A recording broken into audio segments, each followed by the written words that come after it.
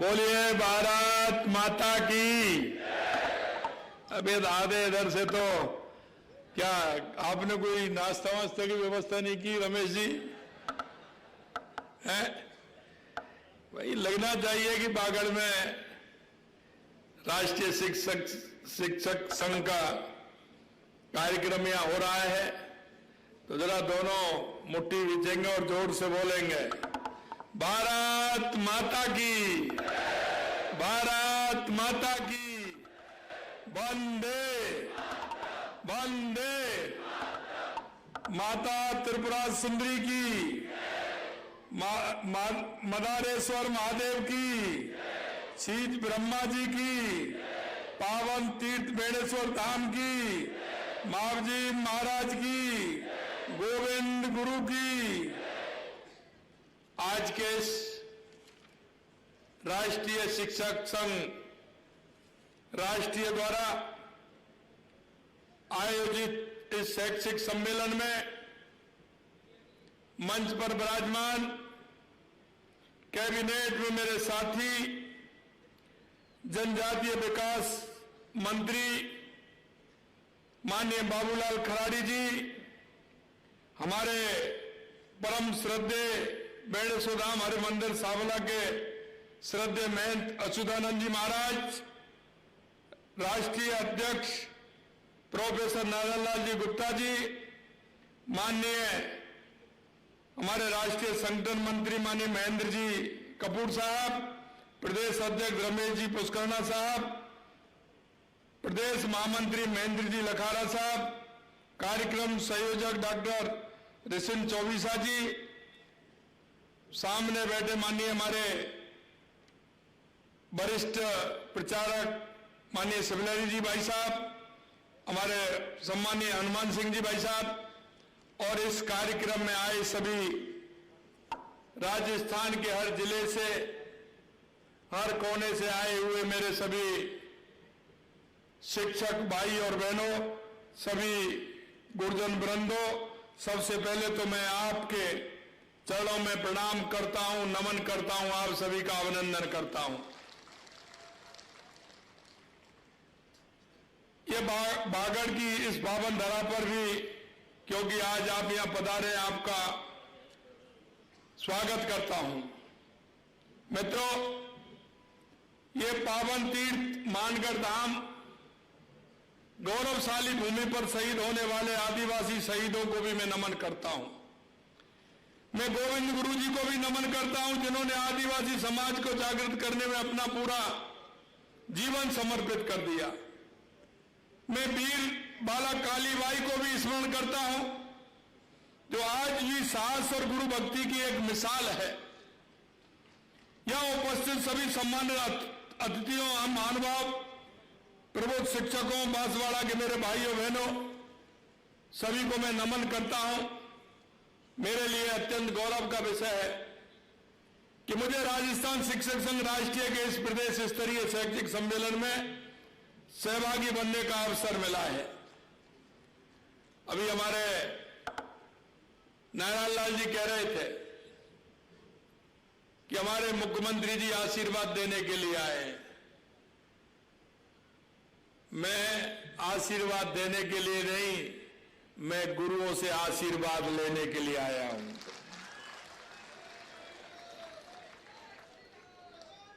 क्योंकि जीवन में, हर व्यक्ति के जीवन में गुरु का अलग महत्व है, और गुरु का महत्व ही व्यक्ति के जीवन को सार्थक बनाता है। और इसीलिए मैं कहना चाहता हूं, आपके सामने तो सूरज को दीपक दिखाना है, क्योंकि आप राष्ट्र के निर्माता हैं, राष्ट्र के भाग्य विधाता हैं। कई बार मैं देखता हूं आपके मन में ये विचार भी आया होगा, क्योंकि आप भी कभी ना कभी विद्यार्थी रहे हैं, आपके भी गुरु हैं। लेकिन जीवन में एक उदाहरण हर व्यक्ति के जीवन में होता है, कि जो गुरु हमें शिक्षा देते हैं उसको हम ग्रहण करते हुए हम जीवन भर याद रखते हैं। और एक मार्ग वो ऐसा होता है कि व्यक्ति के जीवन को सफल कर देता है। आप इस समाज में दीपक की तरह काम कर रहे हैं और समाज को एक दिशा देने का काम कर रहे हैं। आने वाली पीढ़ी को हमारे संस्कार, हमारे विचार, हमारी भारतीयता के जो उच्च मूल्य हैं उनको सिखाने का काम आप लोग कर रहे हैं। शिक्षा जगत के इस महाकुंभ में मुझे आमंत्रित करने के लिए बुलाया है। मैं शिक्षक संघ का आभार व्यक्त करता हूं कि एक साथ इतने गुरुओं के दर्शन का लाभ मुझे मिला है और उनका आशीर्वाद मिला है, इसलिए मैं उनका आभार व्यक्त करता हूं। मित्रों, शिक्षा केवल अक्षर का ज्ञान नहीं बल्कि यह वो प्रकाश है जो अज्ञानता के अंधकार को मिटाकर राष्ट्र के भविष्य को रोशन करता है। शिक्षा के महत्व को लेकर बाबा साहब ने कहा था कि शिक्षा शेरनी का दूध है। यह वास्तविकता भी है। शिक्षा शेरनी का दूध है, जो उसे पिएगा वो धाड़ेगा, जो उसे पिएगा वो धाड़ेगा। यह बाबा साहब ने कहा है। उनका मानना था कि गरीब और वंचित समाज को यदि प्रगति करनी है तो उसका एकमात्र जरिया शिक्षा ही है। हमें ऐसी शिक्षा चाहिए जो केवल बौद्धिक विकास के साथ ही आध्यात्मिक नैतिक विकास भी करे। ये साक्षर ही नहीं बल्कि संस्कारवान भी बनाती है। आज भारत एक निर्णायक मोड़ पर खड़ा है। आप देख रहे हैं, स्वामी विवेकानंद जी ने कहा था कि 21वीं सदी भारत की होगी। उस नरेंद्र से लेकर के ये नरेंद्र करके बता रहे हैं कि 21वीं सदी भारत की होगी। और ये बात मैं आपसे इसलिए भी कहना चाहता हूं, आज हम उस स्थिति में खड़े हैं कि पूरा विश्व भारत की तरफ देख रहा है। पूरे भारत की नजर अगर है, पूरे दुनिया की नजर है तो वो सिर्फ भारत की तरफ है। क्योंकि आज जो छोटे छोटे जो देश हैं वो इस आशा और उम्मीद के साथ देख रहे हैं कि भारत हमारे पक्ष में खड़ा होगा। अगर हम भारत के साथ खड़े होंगे तो हमारा कोई भी कुछ नहीं बिगाड़ सकता। ये वो दुनिया के देश महसूस करने लग गए हैं। दुनिया के देश इस बात को भी जानते हैं कि भारत की जो सांस्कृतिक स्थिति है, भारत का जो राष्ट्रवाद है, वो दुनिया में कहीं भी देखने को नहीं मिलेगा। और भारत की जो संस्कृति है वो आप देखते हैं, हजारों सालों से जो हमारी संस्कृति का दुनिया, उसके पीछे जो काम करने वाले लोग हैं वो अपने आप के महत्व को समझते हैं। मैं इतना भी कहना चाहता हूं कि आने वाले समय में हमारी और भूमिका बढ़ने वाली है कि जब दुनिया भारत की तरफ देख रही है तो मुझे लगता है कि सबसे पहली सीढ़ी अगर कोई है उसको देश को दिशा देने की और दुनिया में भारत का गौरव बढ़ाने का, तो मेरे शिक्षक गुरुओं में है। वो उसको आगे बढ़ाते हुए दुनिया में भारत का नाम रोशन करेंगे। यह सोच, उस दृष्टि के साथ यशस्वी प्रधानमंत्री जी नई राष्ट्रीय शिक्षा नीति लेकर आए हैं। यह नीति 21वीं सदी के भारत को नई दिशा देगी। यह सुनिश्चित करती है कि भाषा किसी विद्यार्थी की प्रगति में बाधा नहीं बने। यह सुनिश्चित करती है कि प्राथमिक शिक्षा मातृभाषा में मिले। यह नीति सुनिश्चित करती है कि छात्रों में रटने की प्रवृत्ति के स्थान पर तार्किक सोच पैदा करने का काम हम सभी का है। यह सुनिश्चित करती है कि वोकेशनल ट्रेनिंग के माध्यम से विद्यार्थी केवल डिग्री धारक नहीं बल्कि दक्ष नागरिक भी बने। यह नीति सुनिश्चित करती है कि विद्यार्थी किन्हीं परिस्थितियों में पढ़ाई छोड़ने के बाद उसे पुनः प्रारंभ कर सके। इस नीति की सफलता की नई ऊंचाइयों पर ले जाने में आप सब शिक्षक गणों की महत्वपूर्ण भूमिका है। साथियों, शिक्षकों की भूमिका केवल अक्षर ज्ञान कराने या पुस्तक ज्ञान देने तक सीमित नहीं है। आपकी भूमिका बहुत व्यापक और महत्वपूर्ण है। इसलिए आप लोगों को भविष्य निर्माता, राष्ट्र निर्माता कहा जाता है। आप एक कर्मचारी नहीं बल्कि समाज के पथ प्रदर्शक हैं। शिक्षक को वह दीपक बताया गया है जो स्वयं जलकर समाज को अलौकित करता है और आने वाली पीढ़ियों का भविष्य भी करता है। इतिहास गवाह है कि जब जब समाज में परिवर्तन आया है, उसका अगर नेतृत्व किसी ने किया है तो हमारे गुरु हैं, हमारे शिक्षक हैं, जो नेतृत्व करने की क्षमता उनके अंदर होती है। चाणक्य ने एक साधारण बालक चंद्रगुप्त सम्राट बना दिया, क्योंकि उनके पास शिक्षा और दृष्टिकोण की शक्ति थी, और वो शक्ति आपके पास भी विराजमान है। चाणक्य ने कहा कि प्रलय और निर्माण शिक्षक की गोद में पलते हैं, और ये वास्तविकता भी है। जैसा हम गढ़ेंगे वैसा वो बनेंगे, ये भी सुनिश्चित है। आज जब हम विकसित भारत और विकसित राजस्थान का सपना देख रहे हैं, तो उस नींव को मजबूत करने की सबसे बड़ी जिम्मेदारी आपके कंधों पर है। राष्ट्रीय शिक्षक संघ राष्ट्रीय का नाम जुबान पर आते ही मन में एक ऐसे संगठन की छवि उभरती है जिसके लिए स्वयं से पहले संगठन और संगठन से पहले राष्ट्र होता है। आपका ध्येय राष्ट्र के हित में शिक्षा, शिक्षा के हित में शिक्षक और शिक्षक के हित में समाज, केवल शब्द मात्र नहीं बल्कि राष्ट्र निर्माण का एक संपूर्ण दर्शन है। यह संगठन अपने इस दर्शन के माध्यम से शिक्षकों को में राष्ट्र प्रथम के भाव को भरने का सराहनीय कार्य कर रहा है। हमने शिक्षा, शिक्षकों और विद्यार्थियों के लिए पिछले 2 साल में अनेक अभूतपूर्व कदम उठाए हैं। हमारी सरकार ने 2 साल के अंदर लगातार जिस तरह से काम किया है वो आपके सामने है। राजकीय महाविद्यालयों के पुस्तकालयों में युवाओं को परीक्षाओं की तैयारी करवाने की व्यवस्था शुरू की। पहले चरण में 36 राजकीय कन्या महाविद्यालय में अध्ययन सुविधा प्रारंभ की। लघु, सीमांत, बटाईदार, किसानों, खेतिहर श्रमिकों के बच्चों के लिए राजकीय महाविद्यालय में राजकीय निधि कोष में लिया जाने वाला शुल्क माफ किया गया है।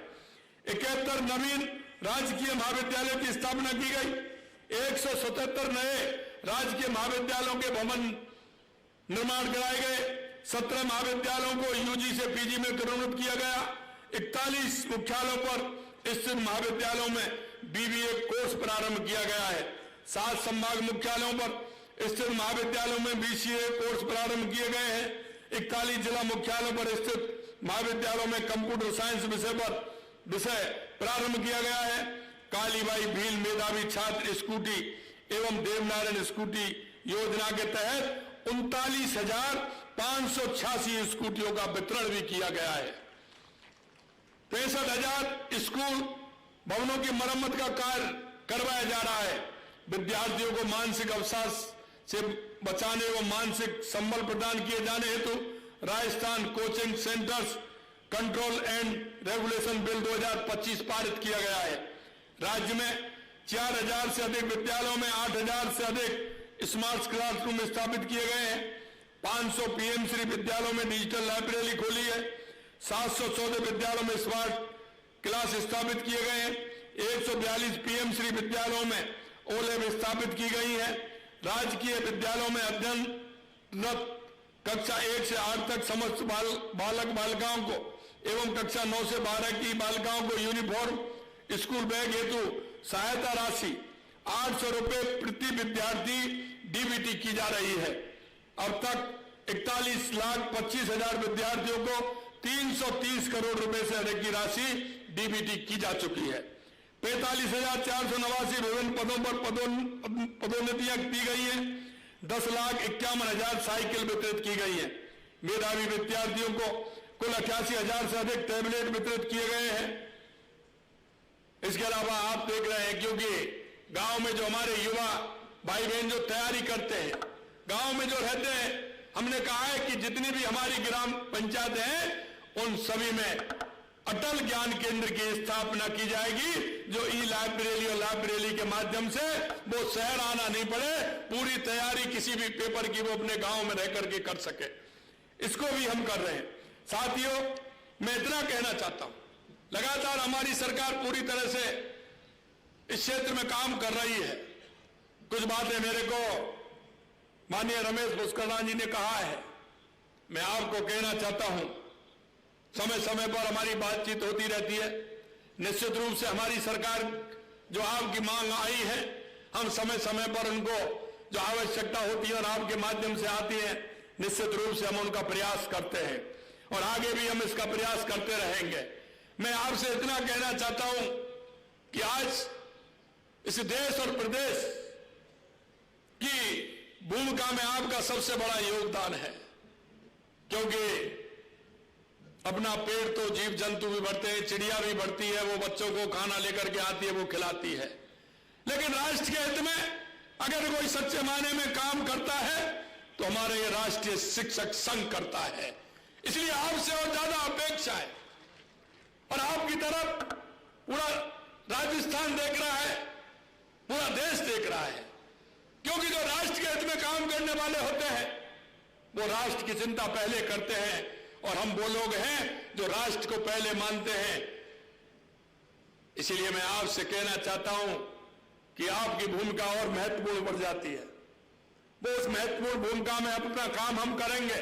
हम शिक्षक संघ के लिए जो काम करते हैं, लेकिन समाज के लिए जो काम हमारे मन में आते हैं, समाज के अंदर जो हम जिस तरह का भाव देखते हैं उसमें से क्या निकाल सकते हैं, उसमें किस तरह से और सुधार हो सकता है, सरकार का कैसे सहयोग हो सकता है, इस तरह के सुझाव अगर हमारे राष्ट्रीय शिक्षक संगठन के माध्यम से आएंगे तो निश्चित रूप से सरकार को भी उससे बहुत बड़ी काम होगा और वो मिलकर के उस काम को हम आगे बढ़ाएंगे, ये मैं आपको विश्वास दिलाता हूं। साथियों, इस सम्मेलन शिक्षकों के बीच विचार विमर्श के साथ चिंतन का भी एक सशक्त मंच है। यहां से जो विचार निकलेंगे वो हमारी शिक्षा नीति को और प्रभावी तरीके से क्रियान्वित करने में सहायक होंगे। मेरा आप सबसे आग्रह है कि आप स्कूलों में ऐसा वातावरण तैयार करें जब विद्यार्थी न केवल परीक्षा उत्तीर्ण करे बल्कि एक स्वाभिमानी और राष्ट्रभक्त नागरिक बनकर के निकले और हमारी जो भूमिका है उससे निश्चित रूप से इस राष्ट्र को बहुत बड़ा हम दिशा देने वाले हैं। और ये समय यही है, सही समय है, यही समय है, क्योंकि 21वीं सदी भारत की होगी। और इसमें आज देख रहे हैं हमारे पास जो नेतृत्व है, देश के यशस्वी प्रधानमंत्री नरेंद्र मोदी जी के नेतृत्व में आज दुनिया में जिस तरह से भारत की भूमिका बदली है उसमें आपका बहुत बड़ा योगदान है। और अब थोड़ी सी और अगर हम मेहनत करेंगे तो निश्चित रूप से राष्ट्र की परिकल्पना जो दुनिया देखना चाहती है वो भारत दिखा पाएगा। मैं लगातार कहता हूं, आपने देखा होगा, ये तो मैंने काम आपके शिक्षा विभाग के बताए, लेकिन मित्रों मैं कहना चाहता हूं हमारी सरकार ने लगातार जिस संकल्प पत्र को लेकर के हम आए थे, मैं आपसे कहना चाहता हूं हमारी सरकार को 2 साल हुए हैं, लेकिन हमने उसमें से 70% काम हमने पूरा किया है। आपको मैं ये भी कहना चाहता हूं, क्योंकि 70% काम हमने 5 साल के लिए जो संकल्प पत्र दिया, 2 साल में हमने 70% काम पूरा किया है। आगे हमारे और काम आने वाले हैं। मैं कांग्रेस की अगर बात करूं तो कांग्रेस ने जो 5 साल में नहीं किए वो हमने 2 साल में काम करके दिखाया है। ऐसे 50 काम जो कम से कम जो उनसे कई गुने काम हमने किए हैं। लगातार हमारी सरकार काम कर रही है और आपने ये भी देखा है कि हर क्षेत्र में, चाहे वो पानी का क्षेत्र हो, चाहे बिजली का क्षेत्र हो, चाहे वो युवाओं का क्षेत्र हो, युवाओं के लिए नौकरी की स्थिति हो, हमने 92,000 नियुक्तियां दी हैं, 1,56,000 हमारे प्रक्रियाधीन है, 20,000 हम अभी देने वाले हैं। लगातार हम इस क्षेत्र में भी काम कर रहे हैं और जो युवाओं के सपनों को रोंदने का काम किया था, 2 साल हो गए, इतने पेपर हुए, एक भी पेपर लीक नहीं हुआ। ये हमारी प्रतिबद्धता आप देख रहे हैं, राजस्थान के अंदर एक भी पेपर लीक नहीं हुआ। मैं आपसे कहना चाहता हूं उसमें बहुत बड़ा सहयोग आप सभी का है। आप सभी जिस मन से, जिस राष्ट्र प्रेम से काम कर रहे हैं उसका बहुत बड़ा सहयोग हमारी सरकार को आपके द्वारा मिलता है।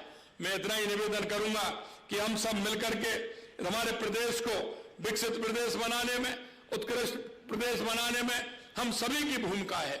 उस भूमिका को देखते हुए हम हमारे प्रदेश को विकसित प्रदेश बनाएंगे, भारत को विकसित बनाएंगे। देश के यशस्वी प्रधानमंत्री नरेंद्र मोदी जी का जो सपना है विकसित भारत 2047, तो निश्चित रूप से उसमें आपकी बहुत बड़ी भूमिका है। आप उस भूमिका में आते हुए हमारे राष्ट्र को आगे बढ़ाने का काम करेंगे। इसी आशा और विश्वास के साथ आपने मुझे यहाँ बुलाया, मेरे को जो आशीर्वाद आपने दिया है, निश्चित रूप से उसके लिए मैं आप सभी को बहुत बहुत धन्यवाद देता हूँ।